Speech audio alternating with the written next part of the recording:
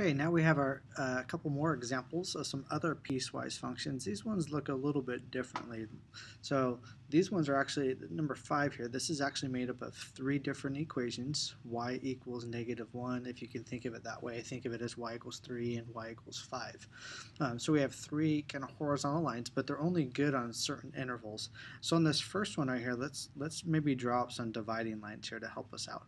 And then we'll get rid of those at the end. So we have at x equals 2, we're going to draw a line there, and our graph is only going to be this first one, y equals -1. That's only going to be good when x is less than 2.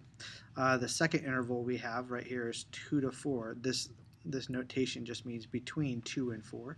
So let me draw another kind of dividing line right here, and that will help us out. Okay, so this first one right here, think of this as y equals -1. That is only good, if I were to graph that, y equals -1, it looks like this. And that is only good up to x equals 2, and then not equals 2. So we're going to have an open circle right there. So there's that first one. Our second equation is going to be y equals 3, and y equals 3 is only good between 2 and 4. The x value is 2 and 4, so y equals 3, so go on to 3, is good right here. Now normally y equals 3 looks like this, and that's y equals 3. However, again, we're putting no restriction on it. We're saying that this is only good between x values of 2 and 4.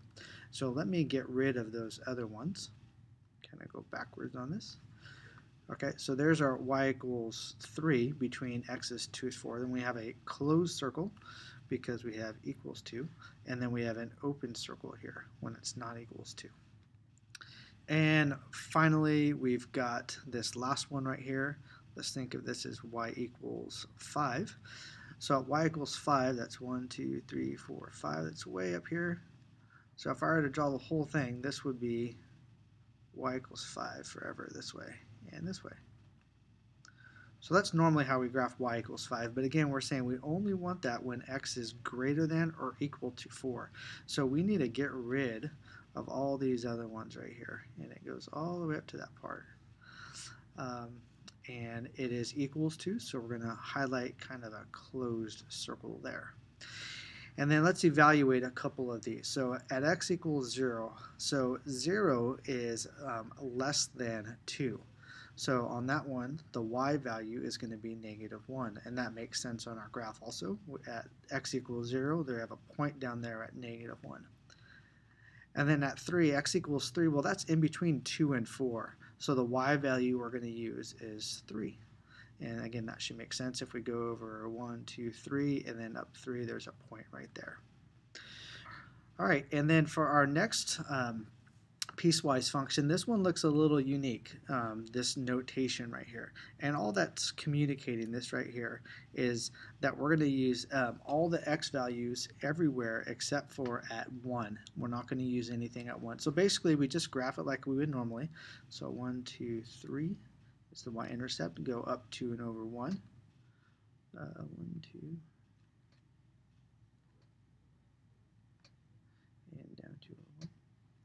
And then we'll connect these, and that's normally what that equation looks like. But there is a restriction on it with this piecewise function. It says that x equals 1, so maybe if I were to draw x equals 1 would be right here. What it's saying is we can't use this value right there. Okay, so what we need to do is we need to put an open circle right there. Let me highlight that a little bit more. And the last part, sorry about that, the last part, this right here, this stands for when x equals 1, we have a y value at 5. So at 1, this just becomes a point, 1, 5. So we'll go to 1 and then 1, 2, 3, 4, 5. And there's our point, 1, 2, 3, 4, 5. All right, there's our point right there. And then I guess we could clean that up. These lines are not part of it. They just kind of help us out. And there we go, and there is the second piecewise function.